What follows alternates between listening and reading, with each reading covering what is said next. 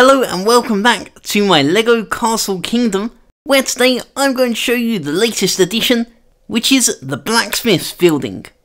This is based on the working LEGO water wheel mechanism, which I showed you in the last episode, and now it's finally complete. It's fully detailed, both inside and outside, and it's packed full of so many awesome details that I can't wait to show you. We'll take a look at this in two parts, starting with the exterior. My aim with all the buildings in my LEGO Castle Kingdom is to make each of them as unique as possible, and to differentiate this blacksmith, I've not only gone for a completely different colour scheme to the inn over there, but I've also used some very advanced construction techniques for things like the stonework on the outside, as well as the wooden support beams that decorate all of the walls of the blacksmith's building. And you can see I've also made heavy use of these really cool wooden textured bricks to build things like the roof, and that allows me to slope up the roof and create a really nice looking join right between those two roofs there. And the other main feature of this entire building is this giant chimney at the back here, and that is of course the chimney for the blacksmith's forge, and more on that in just a little bit. But let's begin by taking a look all the way at the front of the blacksmith's building, and mainly in this area over here.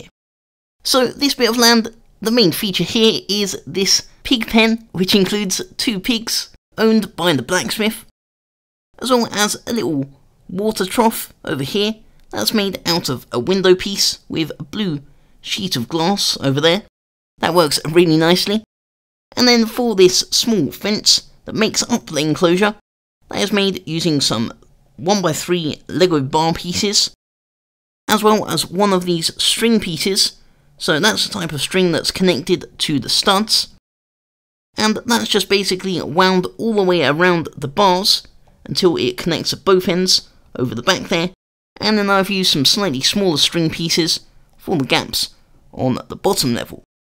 And all of that combined creates a really cool, very minimalist, but also very effective fencing enclosure for the blacksmith's pigs.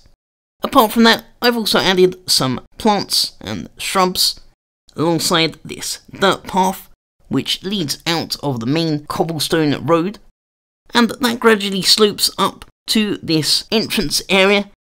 And to create a lived-in appearance, I've decorated it with some tools and equipment that the blacksmith uses to forge his metalwork. And then this little device here is a grindstone that can be operated manually and used to sharpen tools and weapons. And I also want to point out the technique which I've used for the stonework around the lower half of the blacksmith building, because this is a very neat and smart design.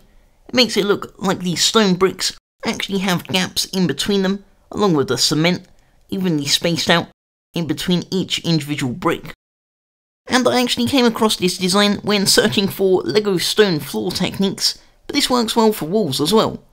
So this is using those same wooden 1x2 textured bricks that I'm using for the roof, except this time they have some 1x2 plates in between them, along with some 1x1 round studs to get the spacing right. And that combination of these three types of parts creates this really fancy and quite well kept stonework effect that very much suits the style that I was going for this blacksmith building, which again is designed to be in the more expensive part of the town, since this is the main blacksmith's workshop for this entire part of the kingdom. And that blends nicely into the water wheel and continues along all the way to this back area, which almost acts as sort of an extension to the main building.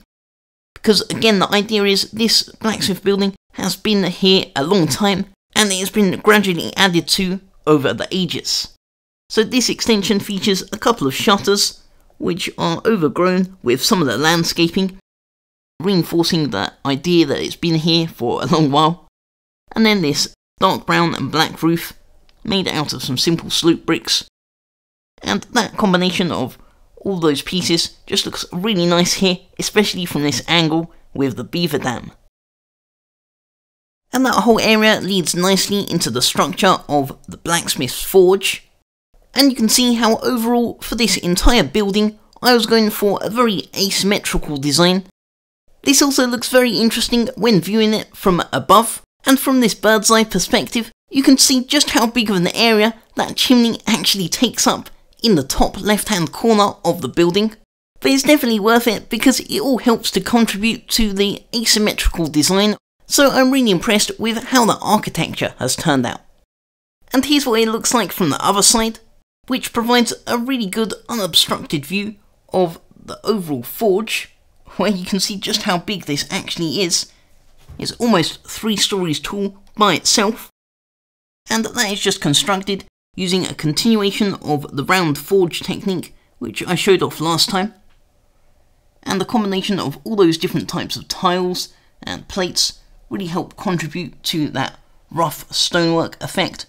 But either way, that looks so good just sticking out of the roof. And you can see how that actually cuts through several of the smaller roofs on the lower levels.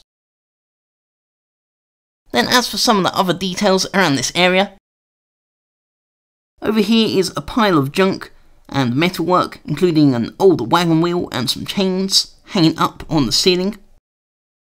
Then there's this tub of water. This is quite a cool building technique as well, because this is made out of a LEGO Dimensions character base, with these 1x3 tiles wrapped around a LEGO Technic Treadlink piece. And that's just wrapped in a circle around the Dimensions base and secured with a LEGO rubber band. That's just held in place right over there in a very convenient location for the blacksmith to extinguish his hot metal and to use in case of emergencies, because it is a very hot forge after all. And then to power that forge, there's a crate full of coal, including a shovel sticking inside that, as well as some racks of tools hanging up on either side. And we'll get a better look at everything in the interior very soon.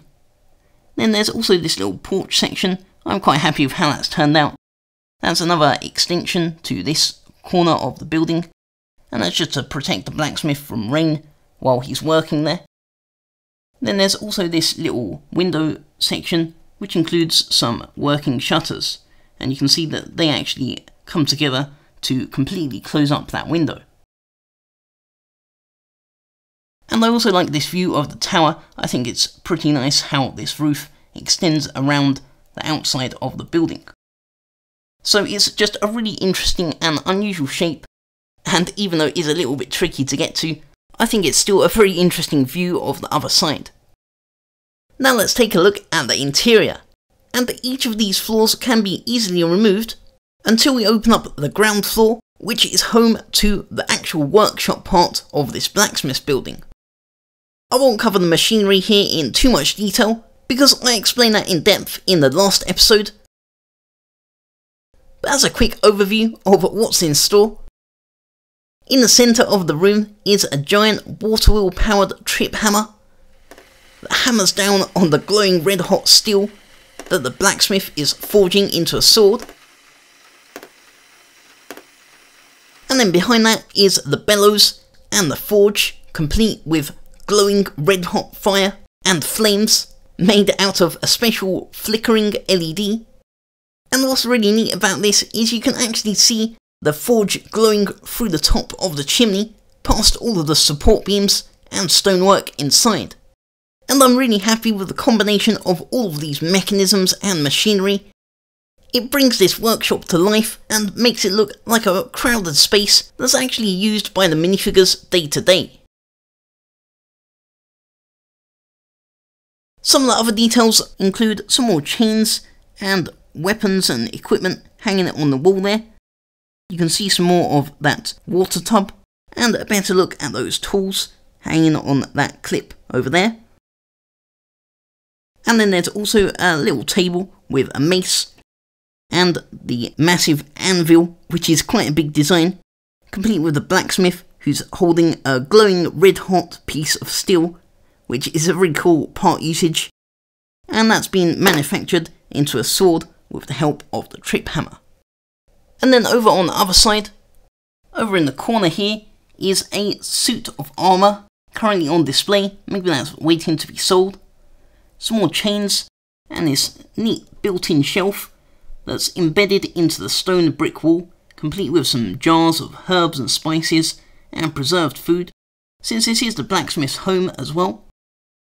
The ladder to get to the next floor, and some more tools and equipment hanging on the wall in between all of the gears that make up the complicated mechanism that powers the trip hammer. And with all of the machinery switched on, it looks so fantastic and provides a really immersive view into the workshop. It's almost like you're in there yourself. And if we move up to the second floor, that busy medieval industrial feeling continues with even more moving components and places where you can see them, such as this arched opening towards the back of the room, where you can actually see the water wheel spinning around behind it. That's a very nice touch, and my inspiration for including that actually came from that medium blue arch piece to bolster it with some wooden bars and provide a neat little viewing area, as well as a compact dining table and chair set up over in the left hand corner of the room. It looks like it's set up for dinner. Then above that is an axe, emblem and sword mounted on the wall. And from a top-up view, you can see how I've actually modified the shape of the floor to allow the trip hammer to swing up through the opening in the floor without clashing with the ceiling. And then over on the other side, I've continued the theme of a cluttered blacksmith's workshop by stacking up some tools and equipment, including things like some work in progress metalwork, a shield, a crossbow, some axes and a giant saw in this barrel at the back, as well as some other metallic components that are under construction. And they're all situated on this small bridge which actually spans across both of the walkways, and that is actually the only thing that is connecting these two walls together. Then there's also a little target dummy from a Lego Ninjago set, as well as a bucket and a candelabra that's currently unlit. I think it's also quite nice how you can see this wattle and daub effect through the other side as well. And then there's also this little cabinet over here with some cookies and a little glass. So just a bit of furniture for the home part of the blacksmith's workshop. And there's also a banister to protect whoever is sitting at this table and chairs. But either way, they've got a good view out of the window. And all of those windows provide plenty of light for the second floor. The third and final floor is situated inside this tower on the very top of the building, and that also includes a little roof that can be easily removed to reveal a nice cozy bed, complete with a single window and another candelabra design over at the back there. And to get up to this floor, there's actually a ladder which is hidden away in the dark at the moment, but that basically extends down to that platform next to the balcony on the second floor. So it's nice and easy to access for the blacksmith inside, providing that they're good at climbing ladders. So I hope you enjoyed the blacksmith building, and I'm really excited that I've got this finished because this is actually quite a large chunk of this left corner of my Lego Castle Kingdom. And now with this main blacksmith building completed, I can now move on and begin construction on the massive mountain where the castle will sit on. I wanted to ensure that I've got all the surrounding buildings and rockwork completed before I made a start on that. So stay tuned for the next episode. Hopefully that will be out very soon, and don't forget to subscribe to my channel and enable notifications so you always know when my latest videos are available.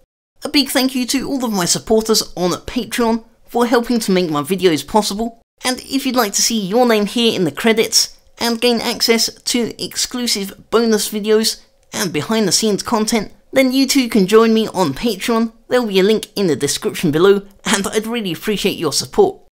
I'll see you guys next time with more LEGO creations, and thanks for watching.